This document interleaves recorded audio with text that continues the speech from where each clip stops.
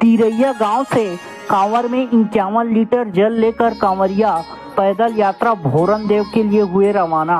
आपको बता दें, आज 17 जुलाई दिन गुरुवार शाम 5 बजे बेमेतरा जिला के तिरैया गांव से कांवर में हाप नदी से 51 लीटर जल लेकर कांवरिया संजय ध्रुव, भूपेंद्र निषाद पैदल यात्रा भोरन देव के लिए हुए रवाना। बता दें, सोमवार को भोरन देव पहुंचकर शिवलिंग पर जल चढ़ाएंगे। कहाँ जाता भैया आप? भोरम दे जाथन।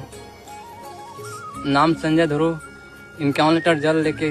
कौन गांव से जाते? पिरैया से। नाम है, कहाँ जाता हो आप? मोर नाम है भूपेंद्र निषाद। हमन जाथन आपने दिले जल लेके 51 लीटर जल लेके भोरम देव। कौन गांव जाते? हमन तिरैया मऊमल। कुछ श्रद्धा है आप मन के जो इतना संघर्ष करत हो? हमन मोर उतना नहीं है, श्रद्धा भक्ति है बस भोले बाबू पर।